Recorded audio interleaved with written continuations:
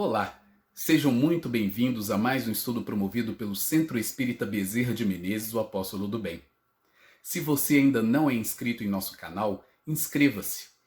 E não esqueça de clicar no sininho de notificações para poder receber um lembrete todas as vezes que um vídeo for lançado. Se puder também, compartilhe este vídeo e todos os demais vídeos com seus amigos e familiares que possam se beneficiar dos estudos que têm sido feitos pela casa. Muito obrigado e que Jesus abençoe a todos. Olá, caríssimas irmãs, caríssimos irmãos, que a paz de nosso Senhor Jesus Cristo nos envolva em mais essa oportunidade de estudo, promovido por nosso centro, o Centro Espírita Bezerra de Menezes, o Apóstolo do Bem. O estudo tem como pauta refletir acerca desse tema, aí demonstrado, a lei de liberdade. Queremos também esclarecer que, embora o retorno presencial de todas as atividades em nosso centro, a direção da casa optou em manter uma programação de estudos gravados, os quais são disponibilizados em nosso canal no YouTube, sempre às sextas-feiras, às 20 horas. E também uma live que é realizada mensalmente no último domingo de cada mês pelo nosso irmão Aderlande Ferraz. Então, para darmos início à nossa programação, vamos elevar nossos pensamentos para uma oração.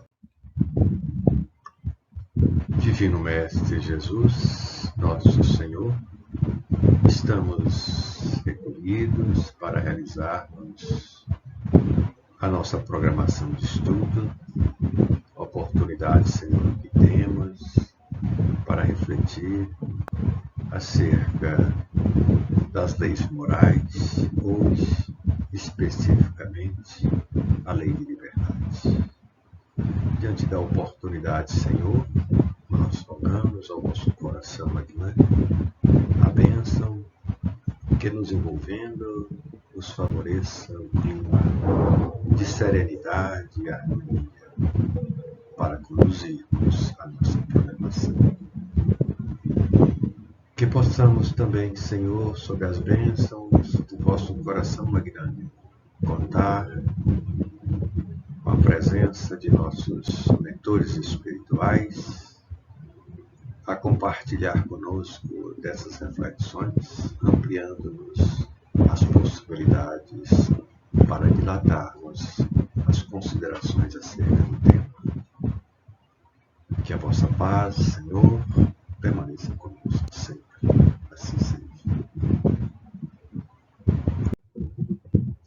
Bom, o primeiro questionamento que queremos fazer aqui é esse, né? Como a doutrina espírita pode contribuir para o entendimento do tema em foco e também de outros que temos aqui apresentado, né? Muito bem, então, como referência bibliográfica, nós queremos aqui compartilhar as obras básicas, aquelas obras que constituem o Pentateuco kardeciano. São obras que temos como referência para o estudo sistematizado da doutrina espírita e que nos permite responder qualquer questão acerca da vida. Então, a primeira obra é o Livro dos Espíritos, lançado em 1857. É um livro que está estruturado em 4 partes. Cada parte está estruturada em vários capítulos, né? A primeira parte, o codificador tratou da causa primária, né? Ou causa primeira, quando ele então aborda questões sobre Deus, sobre a criação. A segunda parte, né, o codificador, já trata do mundo dos espíritos, ou mundo espírita, com vários capítulos tratando dessa temática. A terceira parte, também com vários capítulos, 12 capítulos, sendo 10 deles tratando das leis morais, inclusive a lei de liberdade. O codificador, então, nos apresenta as leis naturais, ou leis divinas, né? E a última etapa, né, a última parte, trata das esperanças e consolações. É um livro, portanto, que contempla a síntese de toda a doutrina espírita. O outro livro, né, o Livro dos Médiuns. O Livro dos Médiuns, aqui nós temos um manual que trata das atividades mediúnicas e da natureza e mecanismos da mediunidade. É um livro de referência para quem se propõe a estudar o tema mediunidade, para o médium, sobretudo, né, que tem que buscar o conhecimento e se aprofundar no estudo da mediunidade. É um livro de referência, né? Então, o Livro dos Médiuns, publicado em 1861. O Evangelho segundo o Espiritismo, publicado em 1864. Aqui é um livro fantástico, é uma referência metodológica para o estudo minucioso do Novo Testamento. É um roteiro para o ensino moral do Evangelho de Nosso Senhor Jesus Cristo. Aqui Kardec nos ensina a estudar os ensinamentos de Jesus, inseridos na Boa Nova, no Novo Testamento. Tirar o espírito da letra. É um livro, portanto, de suma importância. O outro livro, O Céu e o Inferno, outro livro também fantástico, que tem como foco de estudo a justiça divina.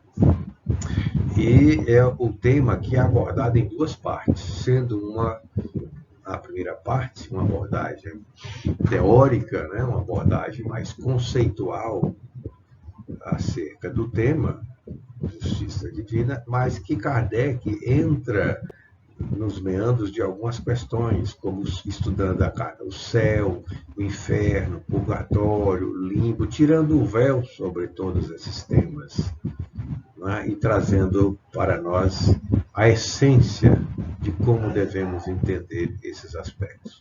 E a outra parte, a segunda parte, tem o registro de várias entrevistas com espíritos encarnados.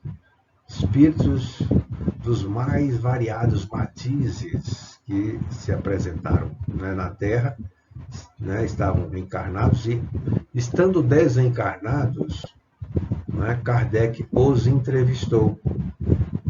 Né, e nós vamos encontrar registro de espíritos dos mais miseráveis que se apresentaram no plano espiritual até espíritos felizes. Muito interessante o livro, né? E, finalmente, a Gênese, né, que é o outro livro que compõe aqui o Pentateuco Kardeciano. Um livro composto de 3 partes.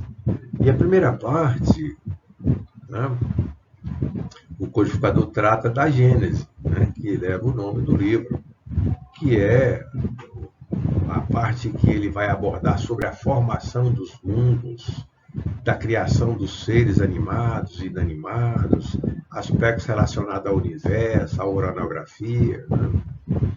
A segunda parte, ele vai abordar a questão dos milagres. E aí ele vai discutir, né, sobre o que pode ser considerado milagre. E explica, à luz da doutrina espírita, os vários milagres feitos por Jesus. E chega, nas suas considerações, a uma conclusão. Ou seja, não existe milagre. Né? E isso estudando os fenômenos promovidos por Jesus à luz da doutrina espírita. E a terceira parte, ele já aborda, né, acerca das previsões de coisas futuras, pressentimentos, enfim. Né? Esses são os 5 livros que devem figurar, né, nas referências de um estudo sistematizado para entender a doutrina espírita, certo? E, obviamente, responder qualquer tema da vida, seja de ordem natural, seja de ordem social, enfim, qualquer tema, certo? Muito bem, avançando aqui, temos uma outra questão, agora já dentro do tema: o que é liberdade?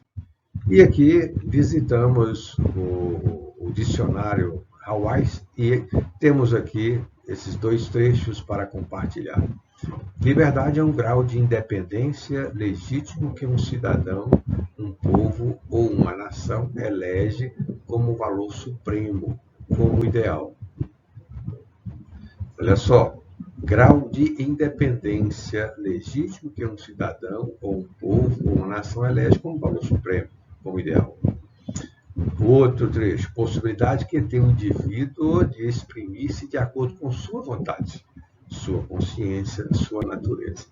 Nós queremos abordar esse tema, obviamente, na perspectiva doutrinária, e aqui queremos compartilhar esse trecho do livro As Leis Morais da Vida, do Rodolfo Caligares. Quando ele diz o seguinte, que o homem é, por natureza, dono de si mesmo, isto é, tem o direito de fazer tudo quanto achar conveniente ou necessário à conservação e ao desenvolvimento de sua vida. Então diz aqui o autor que o homem é, por natureza, dono de si mesmo. Isto é, tem o direito de fazer tudo quanto achar conveniente ou necessário à conservação e ao desenvolvimento de sua vida. Nesse outro trecho aqui, já queremos destacar liberdade com limite. Ele vai dizer o seguinte, que essa liberdade, porém, não é absoluta. E nem poderia ser-lo, pela simples razão de que, convivendo em sociedade, o homem tem o dever de respeitar esse mesmo direito em cada um de seus semelhantes. E aqui entra a questão, que nós não temos liberdade absoluta, porque nós temos o dever de respeitar. Então, a respeitabilidade faz com que nós, portanto, vamos gozar da liberdade, porém com limites. Não é? E aqui na questão 827 do livro dos Espíritos, o Kardec formula uma pergunta aos espíritos superiores. Essa pergunta: a obrigação de respeitar os direitos alheios tira ao homem o de pertencer-se a si mesmo? E os espíritos superiores respondem: de modo algum, porquanto este é um direito que lhe vem da natureza. Portanto, de forma bem convergente com o que o autor Rodolfo Caligares apresentou. Né? Ou seja, a obrigação de respeitar os direitos alheios tira o homem de pertencer-se a si mesmo? De modo algum, porque este é um direito que lhe vem da natureza. Né? Então, todos nós temos, né, o direito quanto à liberdade, mas temos o dever quanto ao respeito. E nessa outra questão, na questão 825, o Kardec formula a seguinte pergunta aos espíritos superiores: haverá no mundo posições em que o homem possa jactar-se de gozar de absoluta liberdade? A resposta não, porque todos precisais uns dos outros, assim os pequenos como os grandes. E aqui nós temos, é importante a gente considerar, a integração dessas leis, das leis naturais que o Kardec aborda na terceira parte, né, que trata, inclusive, da lei de sociedade. A lei de sociedade é uma lei, portanto, que guarda uma relação com a lei de liberdade, assim como vai guardar uma relação com as demais leis. Então, nós temos aqui uma pergunta que é muito interessante. Ó. Haverá no mundo posições em que o homem possa jactar-se de gozar de absoluta liberdade? Absoluta liberdade? Ele pode fazer o que quer, a qualquer momento, a qualquer hora, onde e com quem? Não, porque todos precisais uns dos outros, assim os pequenos como os grandes. Ora, nós temos o direito da liberdade, a liberdade de nos expressar livremente. No entanto, nós temos o dever de respeitar, uma vez que vivemos em sociedade. A nossa vida de relação é muito intensa e nós precisamos, portanto, ter respeito uns com os outros. Queremos aproveitar aqui para dizer o seguinte, que esse capítulo que nós estamos abordando das leis, da lei de liberdade, que é um capítulo que está inserido na terceira parte do Livro dos Espíritos, quando então o Kardec trata das leis morais. É um capítulo muito interessante, ele trata de várias questões, várias subseções, inclusive, do capítulo. E nós aqui vamos ficar com algumas subseções, como esses aspectos mais introdutórios, né? Depois vamos tratar de algumas questões relacionadas à escravidão, à liberdade de pensar, à liberdade de consciência, livre-arbítrio. Né? O livro também contempla uma outra subseção, ou mais outras subseções, como a fatalidade, né?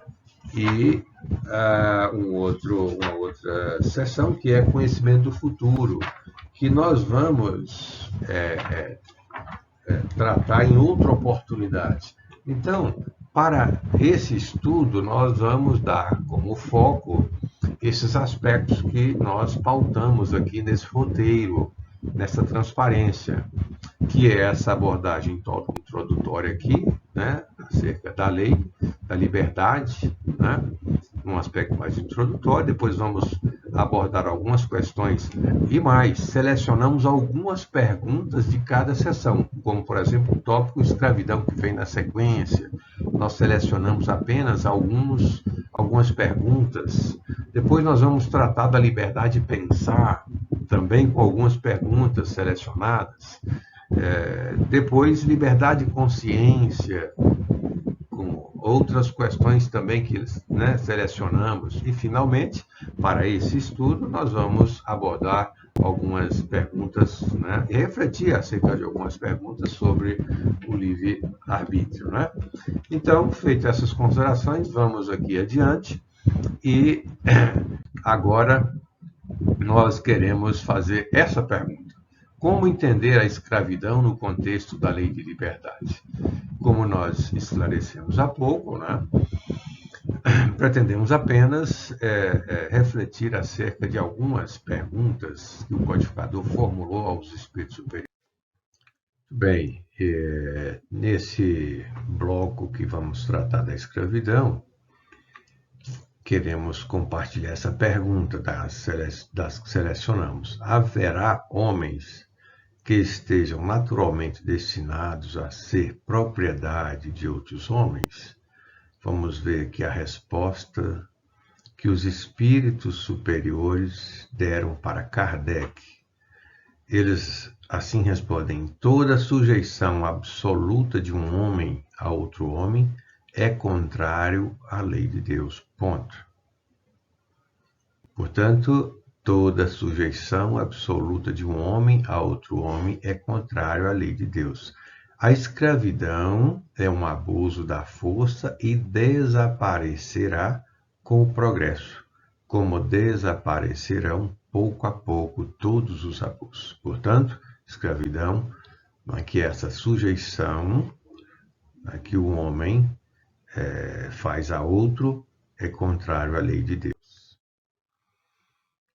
Nessa outra questão, ou melhor, nesse comentário de Kardec, aqui à questão 829, o codificador diz o seguinte: a lei humana que consagra a escravidão é contrária à natureza, pois equipara o homem ao animal, e o degrada moral e fisicamente. Isso aqui o codificador traz luz para entendermos a questão 829, ou seja, a lei humana que consagra a escravidão, que institui a escravidão, em alguns povos ela foi instituída, é contrária à natureza, pois equipara o homem ao animal e o degrada moral e fisicamente.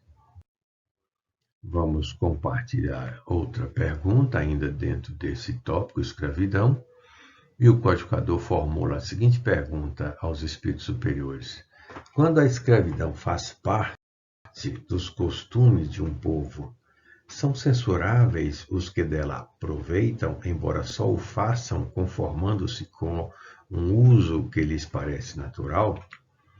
E os espíritos superiores respondem: o mal é sempre o mal, e não há sofisma que faça se torne boa uma ação má.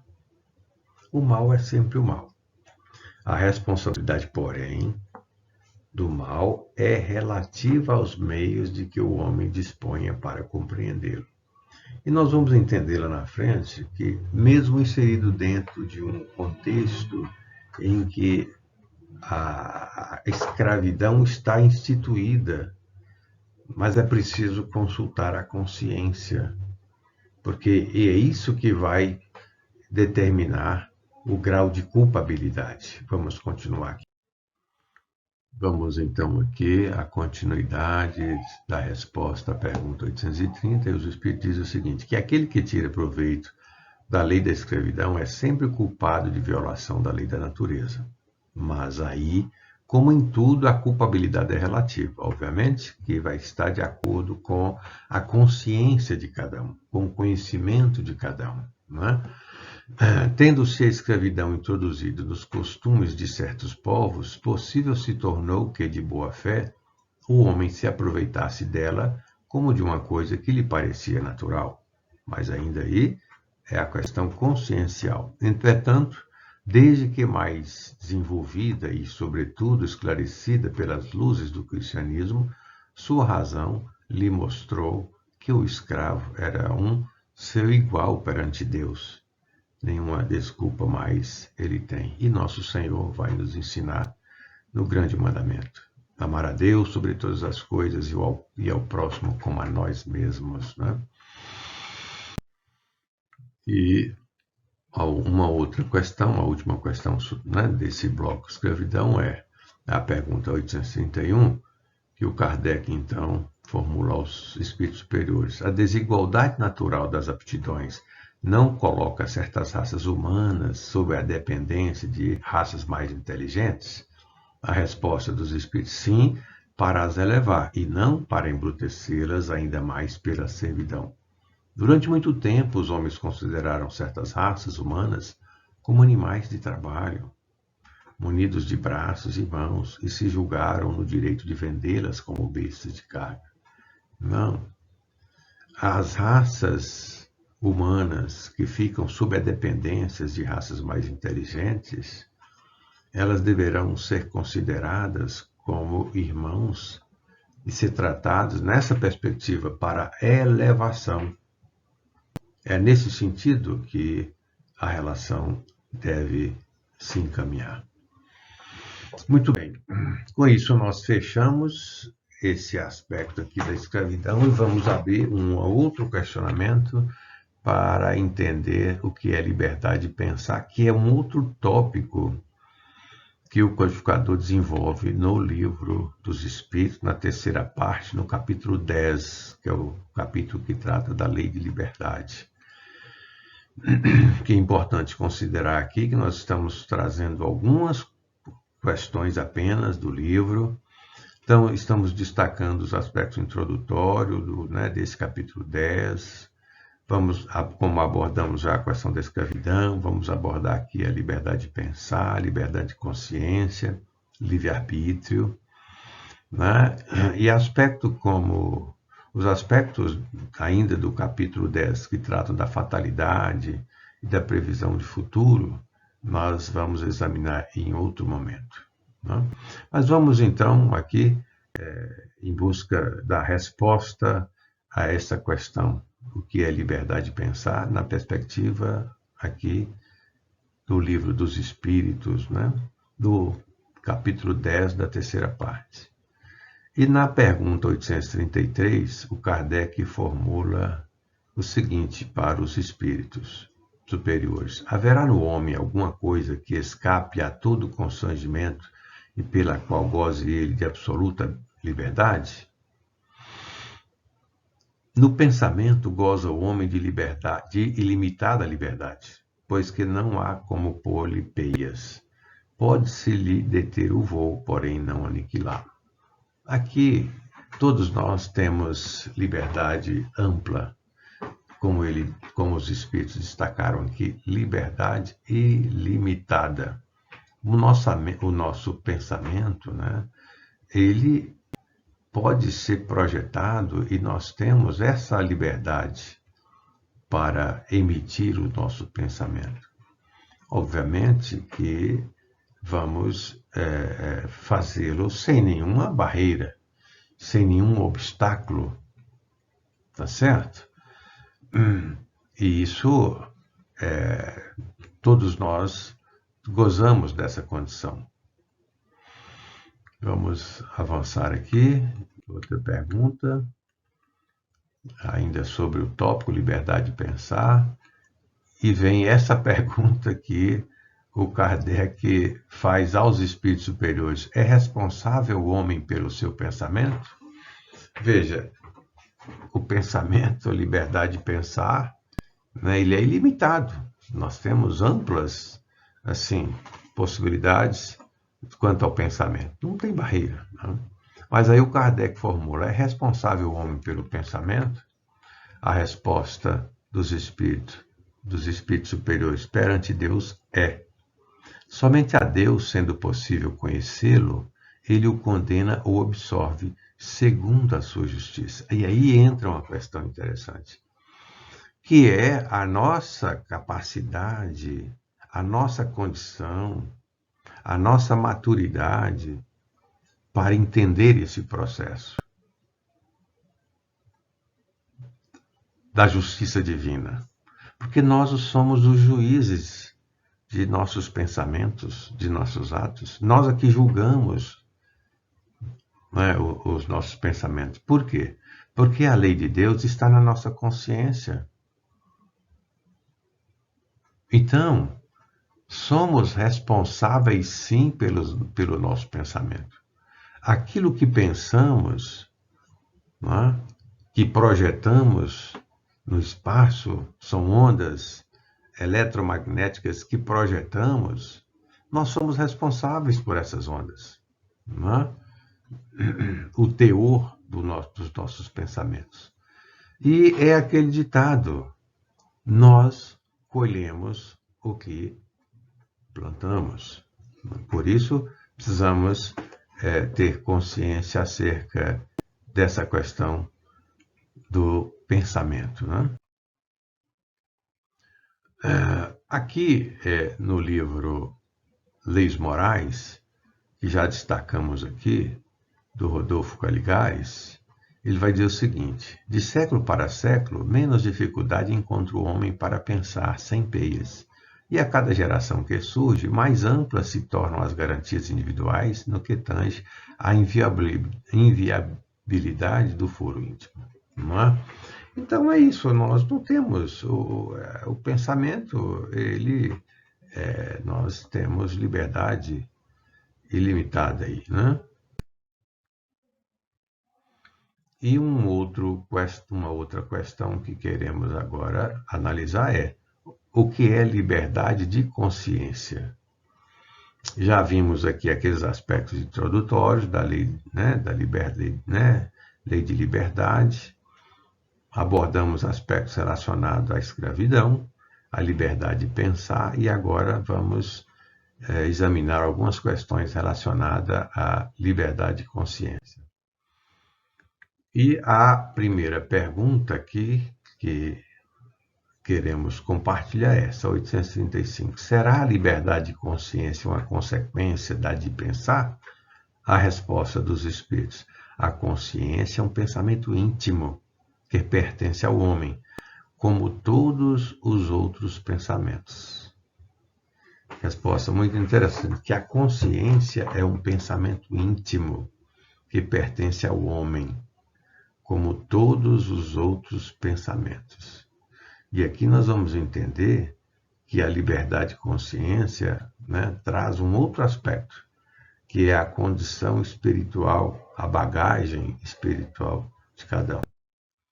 Mas vamos aqui a outra pergunta, a questão 836.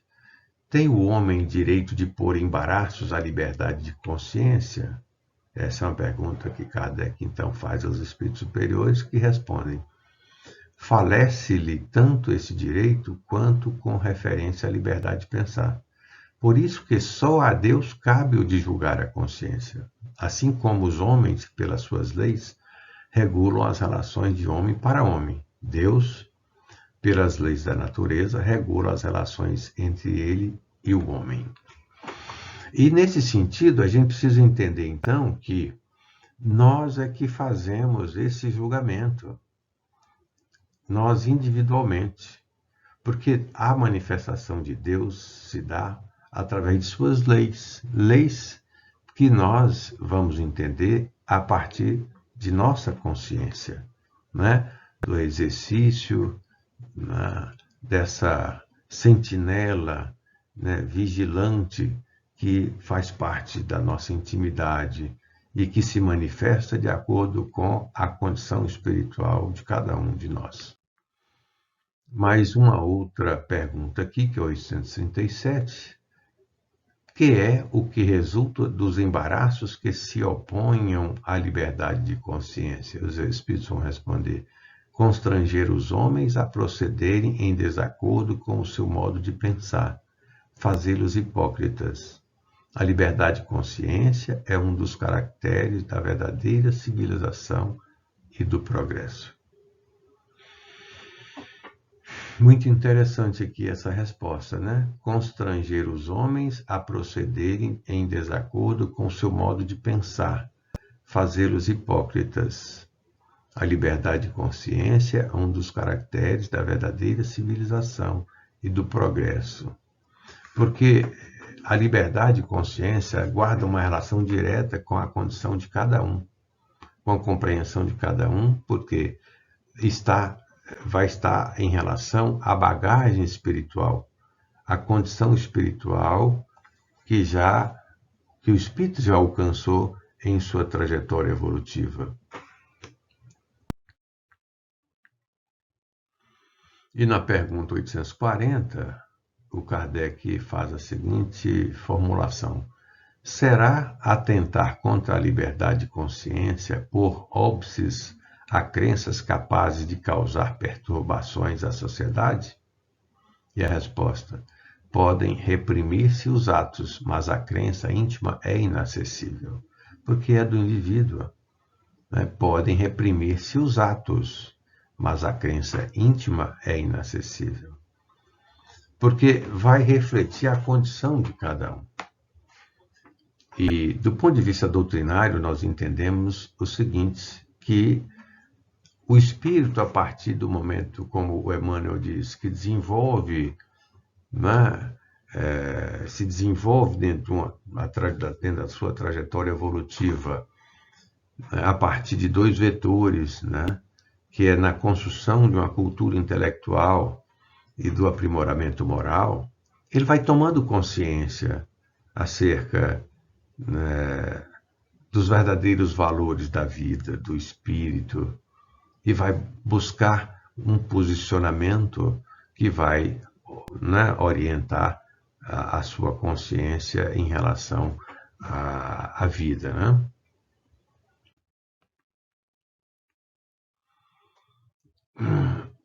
Essa pergunta, ela não está no capítulo que estamos estudando, mas é uma pergunta muito interessante, porque não está no capítulo, mas está na seção, na terceira parte do Livro dos Espíritos. E o Kardec formula o seguinte para os espíritos superiores: onde está escrita a lei de Deus? Na consciência.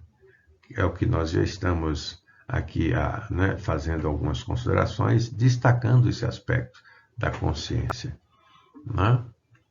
Portanto, todos nós somos os juízes, né, de nossos pensamentos, de nossos atos.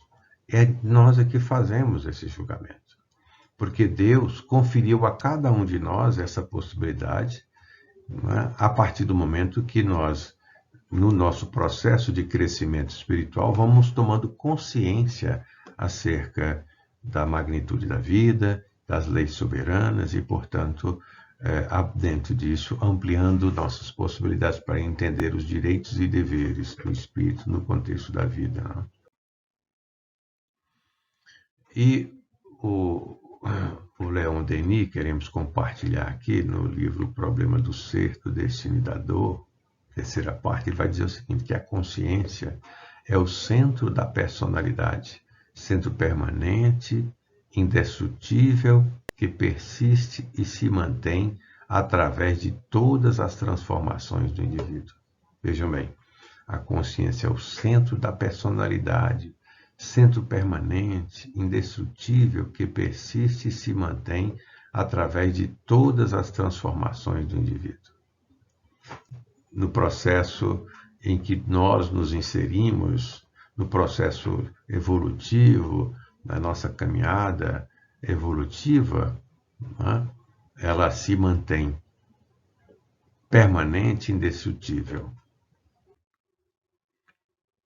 Ainda com Leon Denis, no mesmo livro, ele vai dizer o seguinte, que a consciência é não somente a faculdade de perceber, mas também o sentimento que temos de viver, agir, pensar. É una e indivisível, vai dizer aqui o autor. E ainda com o Leon Denis, ele vai dizer o seguinte, escutai em vós mesmos atentamente, e ao cabo de um instante ouvireis nas profundezas de vossa consciência, como que o eco enfraquecido de uma voz longínqua, ou antes percebereis as vibrações de um pensamento misterioso que expulsará vossas dúvidas, dissipará vossas angústias, embalar-vos-á e consolará. Essa é a consulta íntima que nós devemos fazer, porque a consciência vai sempre nos chamar a atenção, nos alertar para a essência das leis soberanas da vida. E no Evangelho segundo o Espiritismo, no capítulo 13, no item 10, temos o seguinte apontamento.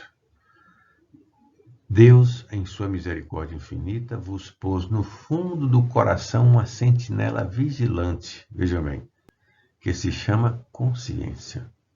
Escutai-a, que somente bons conselhos ela vos dará. Então, fica esse trecho para refletirmos. Deus, em sua misericórdia infinita, vos pôs no fundo do coração uma sentinela vigilante, que se chama consciência. Escutai-a, que somente bons conselhos ela vos dará. Que possamos assim fazer. Consultar sempre a nossa consciência. Escutar sempre, porque ela vai nos dar bons conselhos.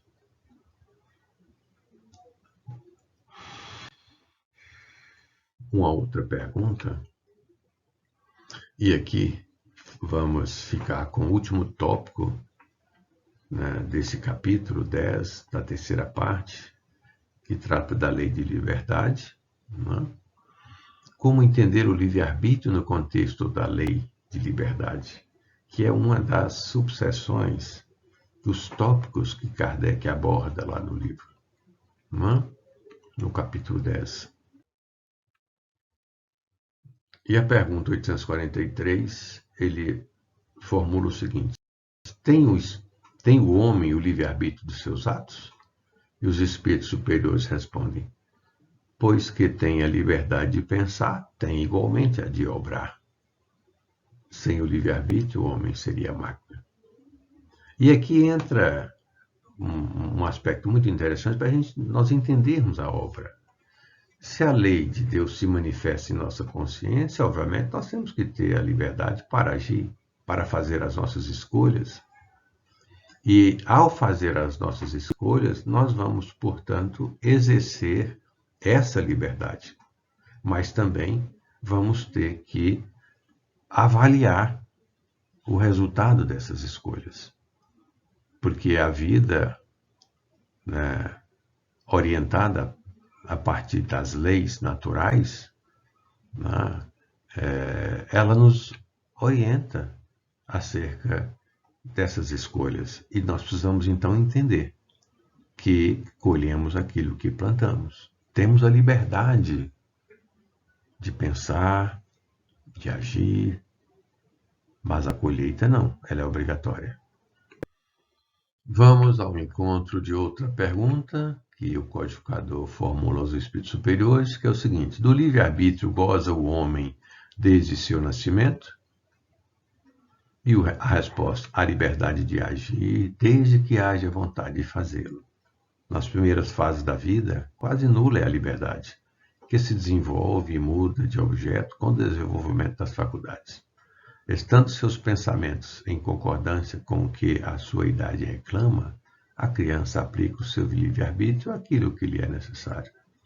É uma questão muito interessante aqui. Nós que somos pais, avós, enfim, a criança, né, ela goza de uma liberdade daquilo que é compatível à sua idade.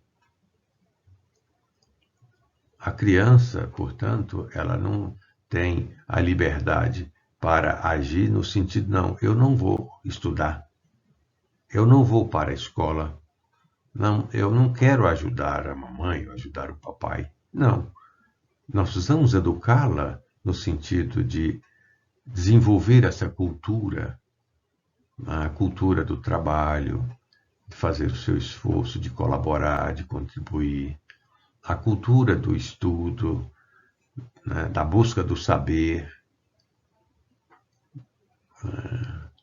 o comportamento no que tange a como proceder, até em relação a vestuário,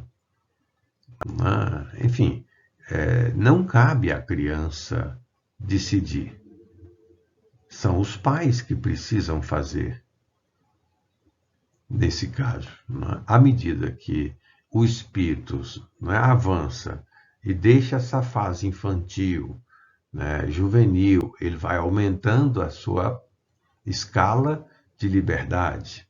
Na fase adulta, ele já assume, dentro da sua condição espiritual. Vamos compartilhar aqui outra questão. Não constituem obstáculos ao exercício do livre-arbítrio as predisposições instintivas que o homem traz consigo ao nascer? Essa questão é muito interessante para a gente entender que, embora o livre-arbítrio, nós vamos encontrar algumas restrições, na aplicação do livre-arbítrio, no exercício do livre-arbítrio. E aqui os espíritos respondem para o Kardec: as predisposições instintivas são as do espírito antes de encarnar. Conforme seja este mais ou menos adiantado, elas podem arrastá-lo à prática de atos repreensíveis, no que será secundado pelos espíritos que simpatizam com essas disposições. Não há, porém, arrastamento irresistível, uma vez que se tem a vontade de resistir. Lembrai-vos de que querer é poder. Veja, uma predisposição instintiva para o vício, ela é um arrastamento. Porém, é possível resistir. E mais, é importante considerar que um vício desenvolvido em uma experiência pregressa, numa experiência atual, pode contar aqui, como os espíritos destacam, com a participação, a influência de espíritos que sintonizam com aquela mesma tendência, com aquela mesma disposição que o espírito traz, né? Nós estamos, né, trazendo aqui o exemplo de um vício de qualquer ordem, sabe? Porém, é importante considerar, não há, porém, arrastamento irresistível, aquilo que o espírito não consiga superar. Até porque a reencarnação tem como propósito, né, o progresso espiritual, o aprimoramento moral. Né? E continua aqui, uma vez que se tem a vontade de resistir, é preciso acionar a vontade para resistir às predisposições instintivas que podem arrastá-lo à prática de atos repreensíveis. E, finalmente, os espíritos destacam que lembrai-vos de que querer é poder. Muito bem. Para concluir o nosso estudo, né? Estudo que aqui, né, procuramos refletir acerca da lei de liberdade, quando então visitamos o capítulo 10 da terceira parte do Livro dos Espíritos e compartilhamos algumas sessões desenvolvidas nesse capítulo pelo codificador, como os aspectos introdutórios, né, que tratam da lei no aspecto natural. Abordamos aqui algumas questões sobre a escravidão, sobre a liberdade de pensar, a liberdade de consciência e também o livre-arbítrio. Como argumentamos no início, em uma outra oportunidade, abordaremos sobre a fatalidade e as previsões do futuro, que são mais duas sessões desse capítulo. E para finalizarmos, então, o nosso estudo, nós queremos compartilhar aqui um trecho do Evangelho, né, uma reflexão com o nosso Senhor Jesus Cristo, que nós entendemos pode contribuir nesse momento de nossas reflexões.